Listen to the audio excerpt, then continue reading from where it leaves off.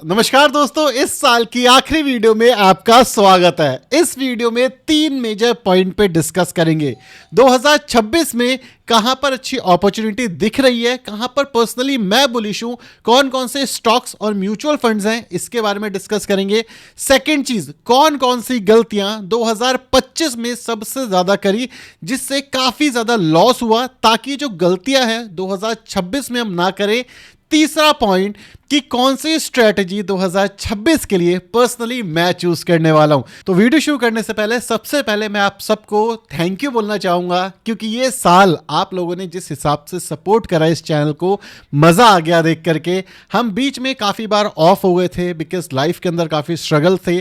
2025 काफी ज्यादा tough year निकला, लेकिन उसके बावजूद जिस हिसाब से आप लोगों ने सपोर्ट किया इस चैनल को, उसके लिए दिल से थैंक यू। और 2026 में मैं उम्मीद लगाऊंगा कि काफी ज्यादा सपोर्ट आपका मिलेगा। So thank you so much 2025 में इतना सपोर्ट करने के लिए। अगर आपको इससे कुछ वैल्यू मिली तो मेरे लिए ये चैनल सफल होता है। अब बात करते हैं वो म्यूचुअल फंड्स जो पर्सनली 2026 के लिए मैं देखने वाला हूं। मैं म्यूचुअल फंड स्पेसिफिक नहीं जाऊंगा एज ऑफ नाउ, इसके लिए मैं एक डेडिकेटेड वीडियो बनाऊंगा, लेकिन ऐसे सेक्टर्स जहां पे इंडेक्स काफी प्यारे लग रहे हैं। सबसे पहला म्यूचुअल फंड निफ्टी 50 होने वाला है, और निफ्टी 50 अगर आप देखोगे अपने ऑल टाइम हाई के आसपास ट्रेड कर रहा है।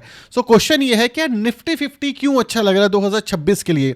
सबसे पहली चीज, निफ्टी 50 का अगर मैं 10 साल का चार्ट दिखाऊं तो ये हमेशा ऊपर ही जाता है, राइट, अगर मैं लॉन्ग टर्म पर्सपेक्टिव से समझूं। दूसरी चीज, निफ्टी 50 एक मेजर करेक्शन और 1 साल के कंसोलिडेशन के बाद अगर आप देखोगे एक बहुत प्यारा पैटर्न बना रहा है, जिसको कहते हैं अपर हाई और अपर लो। आप देखो ये अभी लोअर साइड गए ही नहीं है, ये अपर हाई और अपर लो बना रहा है। सो मोस्ट प्रोबेबली बहुत ज़्यादा जल्दी हमें जो एक ब्रेकआउट है, एक मेजर ब्रेकआउट है, मेरे हिसाब से निफ्टी 50 में मिल सकता है। तो इसी वजह से जो निफ्टी 50 है वो मोमेंटम के लिए मेरे हिसाब से काफ़ी अच्छा रहेगा। 2026 में अगर एफआईआई वापस आते हैं इंडिया के अंदर तो बहुत बहुत बढ़िया मोमेंटम 2026 में 15 से 16% की उम्मीद है मेरे को कि ये मुझे बना करके दे सकता। बनेगा नहीं बनेगा ये तो 2026 बताएगा। दूसरा इंपॉर्टेंट चीज, क्यों निफ्टी 50 और इंडियन मार्केट अच्छा कर सकती है, जो हमारी करेंसी है वो दबा करके नीचे गिरती जा रही है। ठीक है, अब जो फॉरेन इंस्टीट्यूशन इन्वेस्टर्स हैं अब वो देखेंगे कि इंडियन करेंसी वीक हो गई है, तो उनके लिए जब डॉलर है ना वो डालना आसान हो जाएगा। सो मोस्ट प्रोबेबली एफआईआई वापस आते हुए देखे, अगर हमारी पॉलिसीज थोड़ी सही हो तो 2026 का जो बजट हो तो 2026 का जो बजट होगा वो काफी ज्यादा इंपॉर्टेंट हो सकता है। अगर हमारी सरकार चाहे तो एफआईआई आ सकता है अगर वो टैक्स कम कर दे। इसी के साथ साथ अगर रुपया गिरता है तो भी चांसेस हाई हैं कि एफआईआई थोड़ा सा वापस आए। ये मैं मान के चल रहा हूं, इसलिए निफ्टी 50 में मैं इन्वेस्ट करूंगा 2026 में। सेकंड जो म्यूचुअल फंड है वो है निफ्टी आईटी। निफ्टी आईटी मुझे लगता है 2026 में काफ़ी बढ़िया परफॉर्म करता हुआ दिख सकता है। इसके पीछे सिंपल सा रीज़न है, लास्ट 5 साल में निफ्टी आईटी ने ऑलमोस्ट ना के बराबर के रिटर्न बनाए हैं, नंबर 1। सेकंड, अगर मैं वैल्यूएशन पर्सपेक्टिव से देखूं तो निफ्टी आईटी ऑल टाइम लो के आसपास चल रहा है। और देखो जब जब ये जो पीई है करीब 25 से 28 के बीच में रहता है, एक अच्छी रिकवरी आती है, तो जो स्विंग है मेरे हिसाब से जो स्विंग है उसके लिए ये जो इंडेक्स है ये अच्छा है। इसी वजह से दूसरा इंडेक्स मेरा हो रहा है निफ्टी आईटी। तीसरा इंडेक्स कंज्यूमर, यहां पर भी सेम ही चीज है, क्योंकि ज्यादातर चीजें प्राइस इन हो चुकी है। प्राइस इन क्या हो गया है, जैसे हमारे रेवेन्यूज ये अभी नहीं आ रहे, राइट, हमारी कंजम्पशन अभी नहीं बढ़ रही, तो ये चीजें ऑलरेडी प्राइस इन हो चुकी है हमारे बाजार में। तो there is a high chance कि अब अगर थोड़े से भी रिजल्ट्स अच्छे आते हैं तो ये सारे स्टॉक्स, ये सारे म्यूचुअल फंड स्पेशली ऊपर जाते हुए दिखें। इसी वजह से निफ्टी आईटी और कंज्यूमर ले रहा हूं, क्योंकि निफ्टी आईटी में भी जो बुरा होना था कि भाई स्लो डाउन आना था, रिसेशन आना था, सब होना था, वो हो चुका है। तो गिरने के चांसेस यहां से कम दिखते हैं। और गिरना मतलब क्या, 5-7-10% तो देखो कभी भी गिरेगा। गिरना मतलब 20-25% का करेक्शन मुझे नहीं लगता यहां पे आता हुआ दिख सकता है। इसी वजह से मैं इन दोनों म्यूचुअल फंड पे थोड़ा बुलिश हूं। थर्ड है हमारा निफ्टी बैंक। हमने 2022-23 के अंदर निफ्टी बैंक डाला था, 2024 के आसपास निफ्टी बैंक नहीं चला था, हम धीरे धीरे पोजीशन बिल्ड करते गए थे। और इस साल भाई साहब क्या मजा दिया है निफ्टी बैंक ने, मजा आ गया। मतलब पूरा साल जो पोर्टफोलियो को बचा करके रखा था, जो ग्रोथ दिखाई थी, जो मेरे पर्सनल पोर्टफोलियो में रेवेन्यूज बढ़े, वो एक्चुअली निफ्टी के वजह से बढ़े, निफ्टी बैंक के वजह से बढ़े। और ये मेंबर कमेटी में सब जानते हैं, हमने स्विंग भी करा तो निफ्टी के जो बैंकिंग स्टॉक है एनबीएफसी स्टॉक्स के अंदर करा। पोर्टफोलियो का बहुत बड़ा चंक बैंक्स में था, एक साल नहीं बने पैसे, लेकिन जब इस बार बढ़ने लगे तो मजा आया, देख करके अच्छा लगा। क्योंकि हमने इसको तब बाय करना शुरू किया था जब ये एक्चुअली कंसोलिडेशन में था, और मुझे एक्चुअली ये लगता है कि ये कंटिन्यूसली ऊपर जाता रहेगा 2026 में भी, क्योंकि इंटरेस्ट रेट हमारे कम हो रहे हैं और बैंकिंग फाइनेंस सर्विसेज 2026 के लिए भी पर्सनली मुझे काफ़ी अच्छी लग रही है, इसलिए मैं इसमें कंटिन्यू इन्वेस्टेड रहने वाला हूँ। और इसके अलावा जो मैंने लास्ट वीडियो में बताया, गोल्ड के अंदर पोजिशन बिल्ड करेंगे और सिल्वर में भी स्विंग लेने की कोशिश करेंगे। तो ये मेजर पिक्स है मेरी 2026 के लिए। AI ये हम ऑलरेडी डिस्कस कर चुके हैं, तो मैं उस पर दोबारा से आपका टाइम वेस्ट नहीं करूंगा। सबसे बड़ी गलतियों पे आते हैं, क्योंकि भाई यहां पर ना दबा करके पैसा खोया, और मैंने ऐसी ऐसी गलतियां करी हैं जो देखते ही बनता है। और आपको पता चलेगा कि मैं करीब 2-3 साल से तो आपके सामने इन्वेस्ट कर रहा हूँ, उससे पहले कितने टाइम से इन्वेस्ट कर रहा था, उसके बावजूद ये गलती होती है। हमने रिसेंटली एक स्टॉक लिया था HFCL का। जब HFCL का हमने स्टॉक लिया 70 रुपीज़ के आसपास ये स्टॉक चल रहा था, और ये गिरते गिरते गिरते गिरते गिरते गिरते चला गया था 60 रुपीज़ के आसपास। मतलब अप्रॉक्सीमेटली 7 से 8% का लॉस हो रहा था। मतलब बहुत ह्यूज लॉस था ये, परसेंटेज वाइज में, पैसों के टर्म में इतना बड़ा लॉस नहीं था, करीब 1-1.5 के आसपास का लॉस था।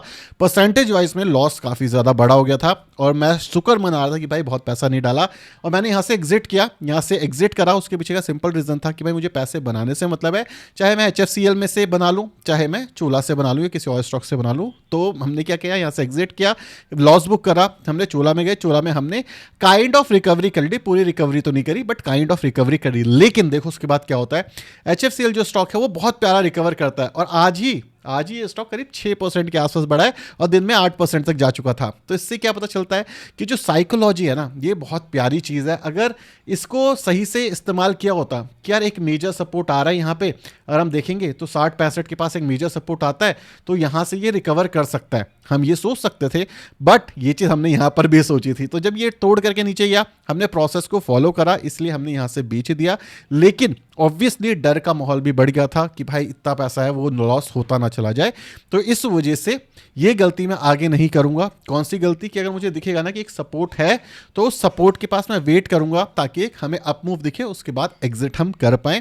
अगर हमें एक स्विंग लेना है, हमारे पास 1.5-2-3 महीने का टाइम पीरियड है तो। और दूसरी चीज़ जो मैंने सबसे बड़ी गलती करी, वो थी होम फर्स्ट के साथ। होम फर्स्ट में क्या हो रहा था कि जब होम फर्स्ट फाइनेंस जो स्टॉक था हमारा, वो गिरना शुरू हो गया, तो हमने क्या करा, हमने यहाँ पे पोजीशन बाय करी काफ़ी बढ़िया। कहाँ पर? यहाँ पे जब गिरा था ये, यहाँ पर जब गिरा था वो करीब 4% एक दिन में गिरा था, और अगले दिन ही 4% और गिर गया। जब 4% गिरा तो मुझे लगा यार कितना ही गिर जाएगा, इतना बुरा तो स्टॉक तो है नहीं। लेकिन अगले दिन 4% ये स्टॉक और गिर गया, तो उसके बाद हमने यहाँ से बेचा था। तो ये 2 सबसे बड़े लॉस थे, बट भगवान की कृपा से ये सारे लॉस हमारे रिकवर हो गए।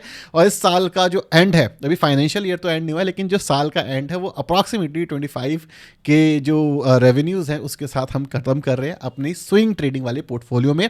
लॉन्ग टर्म वाला जो पोर्टफोलियो है उसमें एक्चुअली कुछ खास ग्रोथ हमें देखने को नहीं मिली। स्टॉक्स अच्छे रहे हमारे लिए, लेकिन लॉन्ग टर्म वाला पोर्टफोलियो अच्छा नहीं रहा। स्विंग का पोर्टफोलियो तो मैं शेयर करता था मेंबर कम्युनिटी पे, कब खरीदा, कब बेचा, क्या लॉस हुआ, क्या प्रॉफिट हुआ। तो आप ज्वाइन कर सकते हो अगर आप ये सारी चीजें जानना चाहते हो। अब बात करते हैं कि अगले साल के लिए कैसी स्ट्रेटेजी होने वाली है और मेरा पर्सपेक्टिव क्या है मार्केट को देख करके। देखो, जो अगला साल होगा मेरे हिसाब से चीज़ें अगर सही होती है, जो स्टीन फाइल्स हैं ट्रम्प की, वो बहुत ज़्यादा इंपैक्ट नहीं डालती, तो क्या होगा, तो जो बाजार है वो थोड़ा स्टेबलाइज हो जाएगा। जो 50% टैरिफ और ये सब था वो ऑलरेडी हो चुका है, बाजार के अंदर चीज़ें प्राइस इन हो चुकी हैं, इसके ऊपर और ज़्यादा नहीं गिरेगा।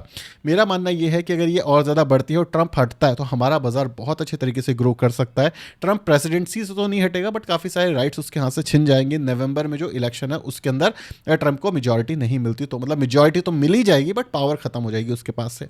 पहली चीज़ तो ये हमारे देश के लिए पॉजिटिव चीज़ है, क्योंकि टैरिफ हट जाएंगे। सेकेंड चीज़, चांसेस हाई है कि जो यूएस का सुप्रीम कोर्ट है या यूएस का कोर्ट है वो हो सकता है टैरिफ के ऊपर से लगाम हटा दे कि भाई तुम्हारे पास इतना टैरिफ नहीं तुम इतना सारा टैरिफ नहीं लगा सकते दुनिया के ऊपर, तुम टैरिफ और शुरू कर रहे हो। तो यहाँ पर भी चांसेस आए हैं कि इंडिया के लिए एक अच्छा सेंटिमेंट बटेगा, टैरिफ हट गया तो भाई रिकवरी आ जाएगी।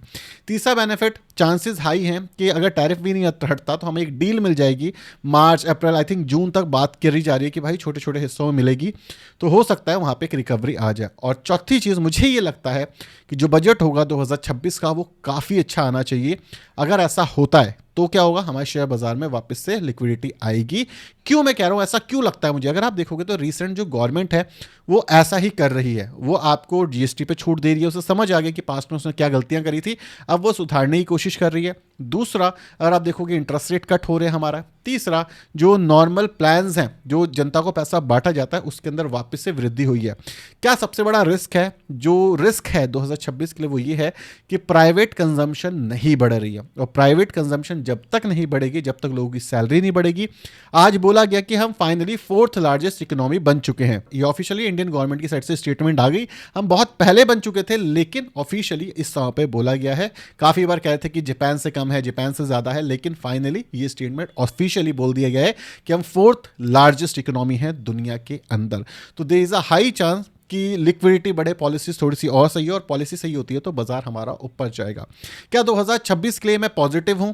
मैं ब्रॉडर मार्केट को लेकर के सीरियस बताऊं तो इतना मैं पॉजिटिव नहीं हूं। 15-16%, 17% मैक्सिमम मेरे को लगता है यहां से हम गेन्स कर सकते हैं। मेरे को ये लगता है 2026 के अंदर स्विंग ट्रेडिंग अच्छी रहेगी और मैं और ज़्यादा स्विंग ट्रेडिंग करूंगा। जो मैंने आपको इंडाइसेस बताए हैं इनके अंदर स्विंग का ऑप्शन बनता है। ये सारी स्विंग ट्रेडिंग कहाँ कर रहा हूँ, कैसे कर रहा हूँ, ये मैं चैनल पर भेजता रहता हूँ। कई बार 15-20 दिन हो जाते हैं मैं कोई ट्रेड नहीं करता, जैसे मैंने लास्ट 15-20 दिन से कोई ट्रेड नहीं किया, तो मैंने कोई अपडेट नहीं किया है। तो ये सारी चीज़ें मैं वहाँ पर शेयर करता है। तो 2026 के लिए मुझे लगता है कि स्विंग ट्रेडिंग अच्छा रहेगा। कुछ पर्सनल मेरे स्टॉक्स हैं जो मुझे लगते हैं काफ़ी अच्छा काम कर रहे हैं, और कुछ ऐसे स्टॉक्स हैं जो मुझे लगता है लॉन्ग टर्म के लिए अच्छा काम कर सकते हैं। उसके ऊपर मैं ऑलरेडी वीडियो बना चुका हूँ कि अगर मुझे सिर्फ 14 स्टॉक्स चूज करने होते जो कि मैं लाइफ टाइम होल्ड करना चाहता हूँ तो वो कौन से होते, वो वीडियो आपको यहाँ पर दिख जाएगी या फिर एंड बटन में आपको दिख जाएगी। तो वहां पर आप जाकर के देख सकते हो मेरे पर्सनल 14 स्टॉक्स कौन से होंगे मेरे रिटायरमेंट के लिए। So net thank you so much again. 2025 आपने बहुत अच्छा किया। आई होप 2026 आप और अच्छा करोगे, आपकी लाइफ में भी आप काफ़ी अच्छा करोगे। और अगर अभी तक किसी ने सब्सक्राइब नहीं किया है तो प्लीज़ कर लो यार। आप पूरे साल वीडियो देखते आ रहे हो और 70% लोग सब्सक्राइब नहीं कर रहे। फायदा क्या इस चीज़ का? सब्सक्राइब करो, मेरा न्यू ईयर भी अच्छा बनाओ। वीडियो पसंद आई वीडियो को लाइक और चैनल को सब्सक्राइब कर देना। Bye bye, signing of.